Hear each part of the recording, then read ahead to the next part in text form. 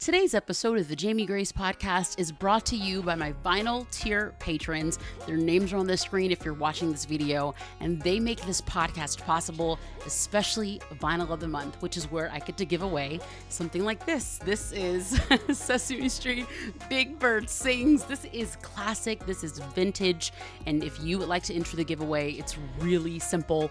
All you have to do is go to the YouTube video of this podcast and then comment your Instagram name in the comments, and I will choose one lucky winner. And if you're on Spotify, all you have to do is scroll down and where you can enter your Instagram name, go ahead and do that. And then I will again choose one winner from all of the people who enter, and it will be announced on my social media this weekend. Now, before we jump into today's episode, I do want to make sure that I say good morning, good night, and good welcome to the Jamie Grace Podcast. Hi, I'm Jamie Grace, and this is a show all about pop culture and mental health, bridging the gap between those two things and figuring out how the things we love make us who we are. And today's episode is all about Encanto, and we are going to be talking about this amazing family and some of the heartbreak and heartache that they've experienced that's made them who they are, which I really think is such a beautiful, I don't know, just like a thing that all of us can relate to. Now, if you've seen any Encanto like content out there, there's so many people talking about them with each family member and the Enneagram, and each family and different personalities and who they relate to more. And so I do want to give just a brief disclaimer from the beginning of this video.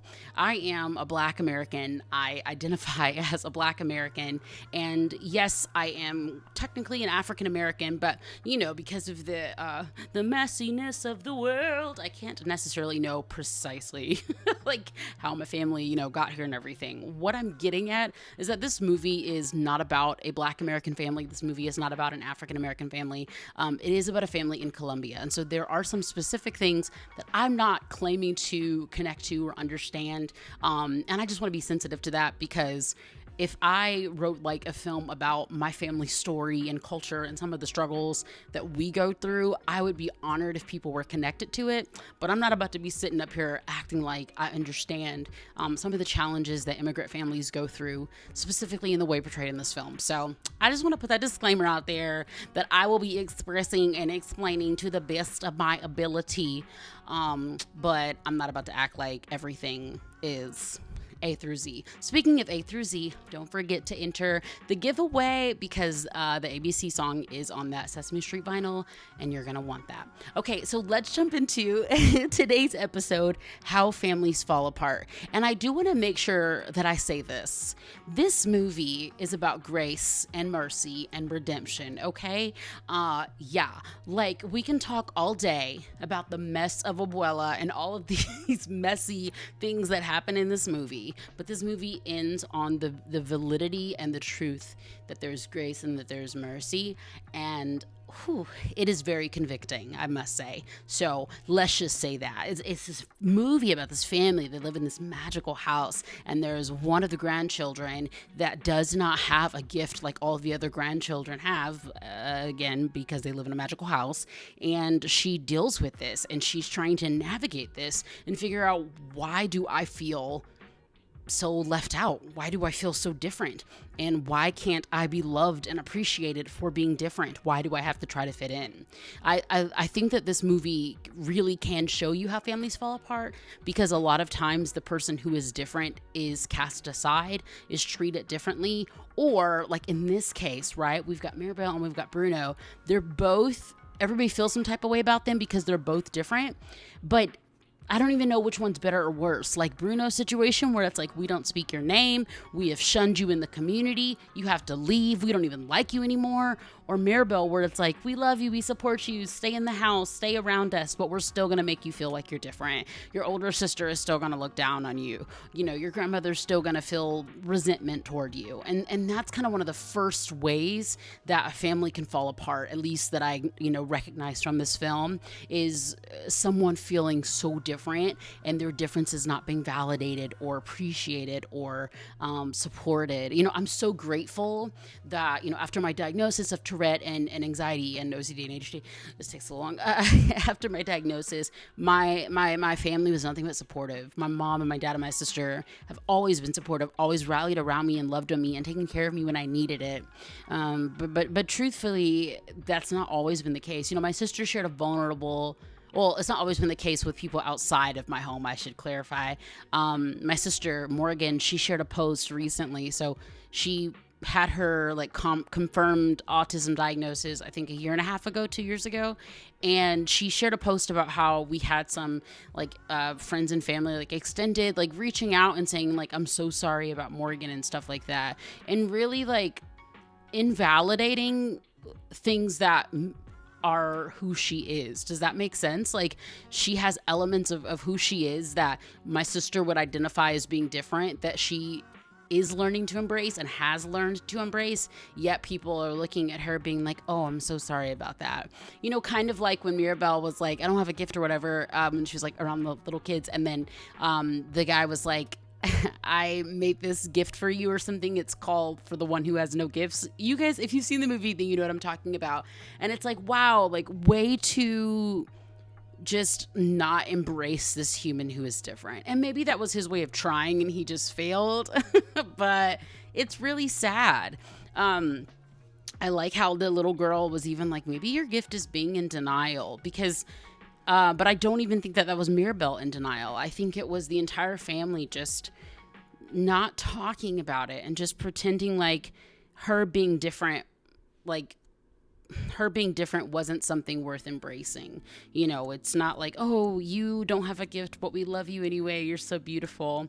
And I do think that she had that from her mom and dad, but from her sisters and definitely her abuela, she was made to feel left out. And so was Bruno, like to the point where they isolated and shunned him and silenced him. Oprah said, are you silent or were you silenced?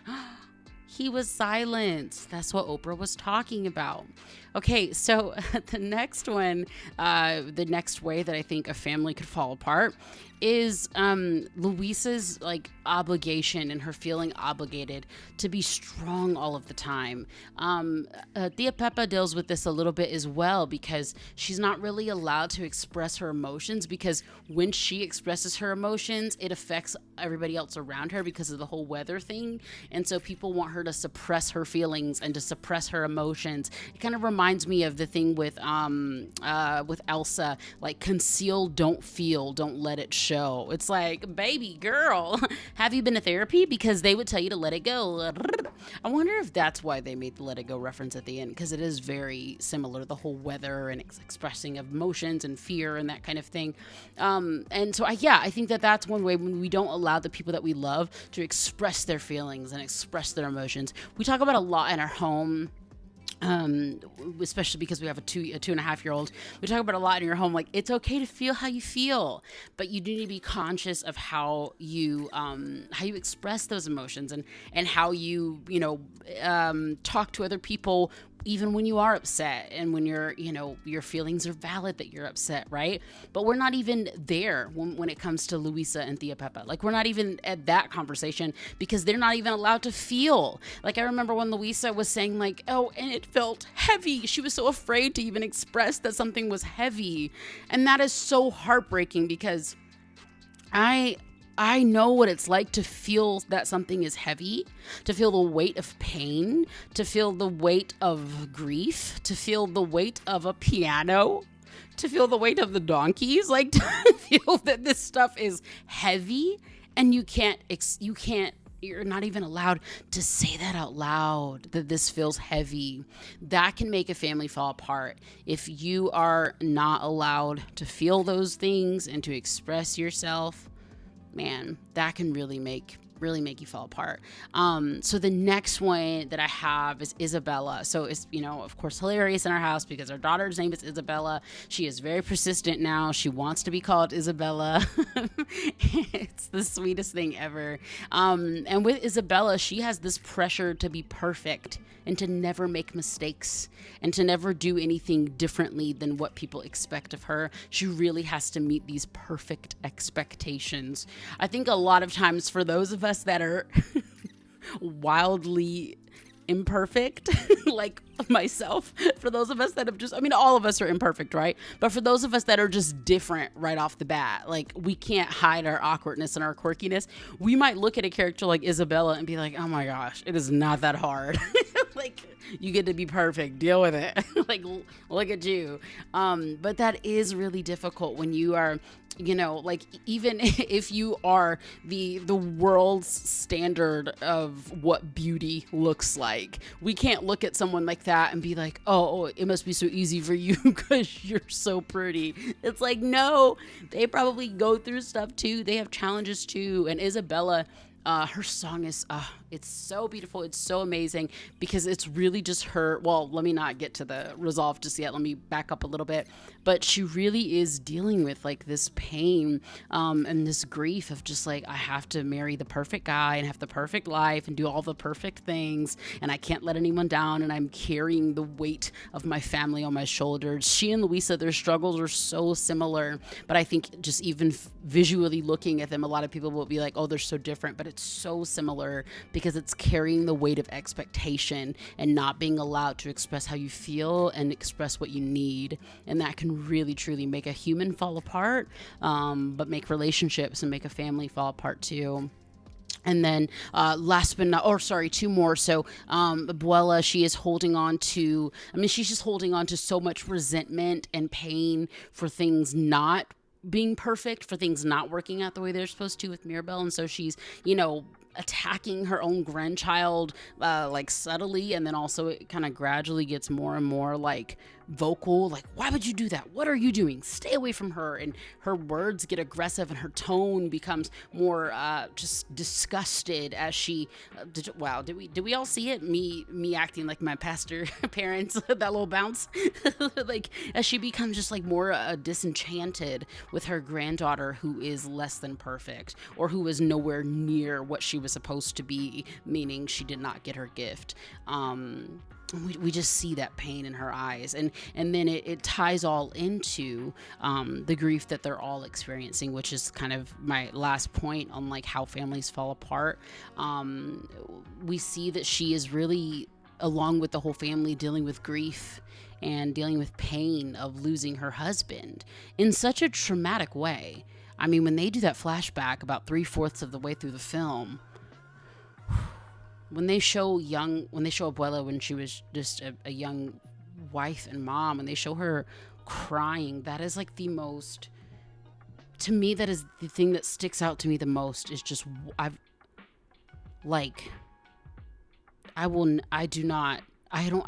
have words. I'm trying so hard to come up with words, but that is a pain and a grief to lose the love of your life, to be left alone to raise your children. And then on top of that, I mean, so much of her pain and the pain of everybody else's is the result of a trauma that was out of their control. I don't want to speak out of hand, but I've seen a lot of people, compare this to being a refugee and escaping for a better life. And again, these are all things that I can see this pain and I can hear stories and try to understand, but I can't understand. I've never been in that situation. And so understanding that, no, that was not Kim Possible as my ringer, but understanding that like there is a grief and a pain and a trauma that goes beyond present day frustration, if that makes sense. This is something that she has carried for years and decades. And it doesn't justify actions. It doesn't justify emotional trauma or emotional abuse that we extend. But man, that's another way that families fall apart, is the carrying of generational trauma, whether it was your fault or not carrying that, not healing from it, not working through it. And then it, in turn, can start to affect the people that we love. One of the things that I've found pretty difficult about having a personality where people often hear you talking and laughing and rambling about some of your favorite things is that when you're not really in the mood to talk and laugh and have a good time, it's hard to tell people that you don't want to talk because you don't want to talk. I've had moments where I start to just emotionally withdraw because I am so outgoing and having such a good time with friends or on social media. And then when I'm by myself or when I'm about to fall asleep at night, I'm overthinking and I'm overanalyzing and I'm stressed out. You guys, I am so grateful and I feel so privileged to have grown so much, especially in these last 4 or 5 years when it comes to my own mental health and my own emotional wellness and taking care of myself. And one of the main ways that I do that, one of the main ways that I show up weekly is by going to counseling. If you've ever considered going to counseling, if you've ever considered talking to a therapist, I hope that you can consider this as one more nudge in that direction. And I hope that you will give Faithful Counseling a try. Faithful Counseling is a website where you can text with your therapist, you can do a video chat, or even a phone call. And you can even talk to a couple of different therapists until you really find somebody that you connect with and someone that, kind of understands you. They can talk to you about faith and spiritual things, but also about anxiety and stress and anything that you want to talk about or learn more about. You can talk, you can listen, whatever makes the most sense for you. So if you're struggling with anxiety, loneliness, or frustration, and you want a safe space, you should consider giving Faithful Counseling a try. You can go to faithfulcounseling.com/JamieGrace and get 10% off of your first month. The link is in the show notes, but again, that is faithfulcounseling.com/JamieGrace.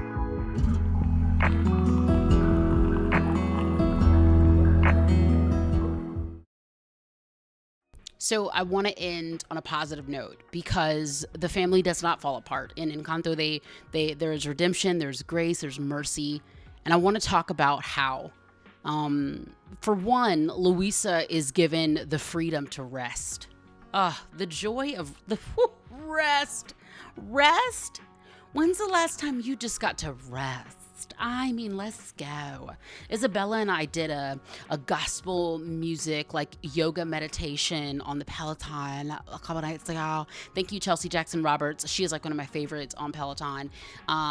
Sorry, they're not paying me. She's like one of my favorites on bicycle class. And she is... Oh my gosh, just the rest. Like just to sit, like everybody's always like, make sure like you move your body, exercise and fitness. Yes, please move your body, jump up and down, dance to a song, run 12 miles, exercise in the bike club. Do what you gotta do, boo, but also rest.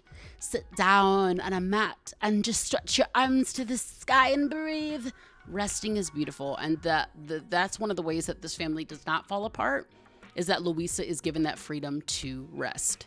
Another way, because she's the one that's carrying all the stuff, so she gets to rest, which is great. Another way is Isabella was given the freedom to choose, and when it comes to like not having to date that boy, she didn't like him. She didn't want to marry him, but Dolores did. And then the release of expectations. Like I said, she and Luisa, they have very similar stories, but we wouldn't typically think that way. And then Bruno. Good old Bruno. He received apologies and his name was no longer forbidden. It was a pretty quick, turnaround from like apology to forgiveness. Not something I can say that I regularly, yes, but for like the big stuff in life, a lot of times it takes us a lot of time. It takes a little time sometimes. Comment if you know what song that was, because that was a classic. And that wasn't sarcasm. That was actually my interpretation of a classic. But anyways, Bruno forgives, man. And it's a beautiful thing. Speaking of forgiveness, Abuela acknowledges her mess. And she apologizes. And of course we could say, the apology wasn't long enough. Like I said, I need more time to forgive. It's a movie. We yada, yada, yada. But that is something that a lot of us never got. A lot of us might not ever get an apology, an acknowledgement of wrongdoing from a family member or a close friend.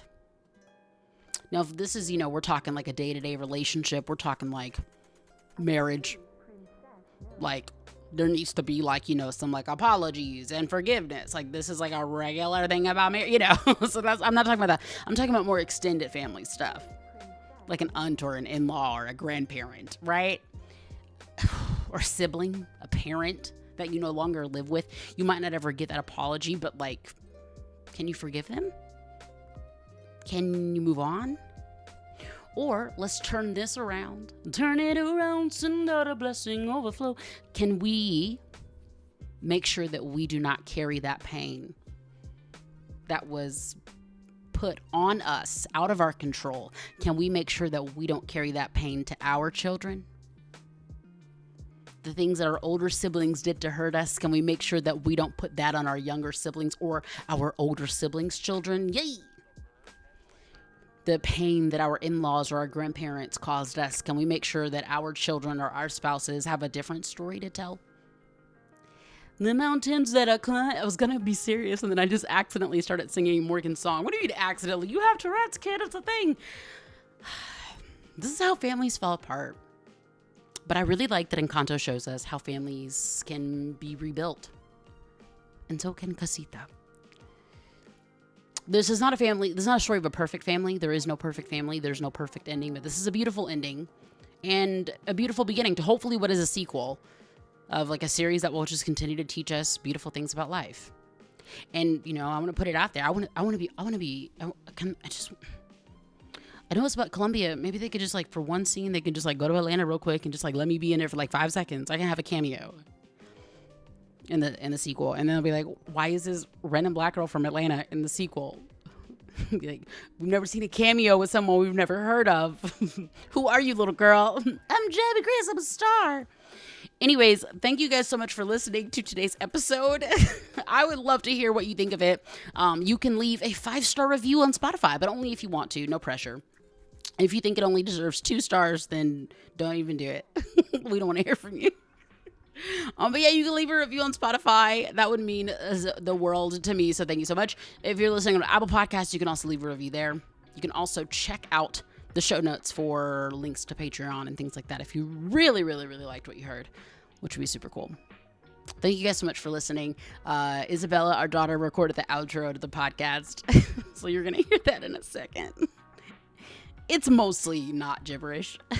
She's 2, so chill. Thanks for listening. You're pretty, pretty, pretty beautiful, strong, awesomely smart people.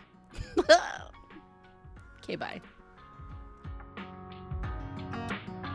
Hi, I'm Bella. Thank you so much, Liz. My podcast. Bye. And bye. Bye. Ciao. Patreon. I'm changing my music. Just listening. Okay, bye.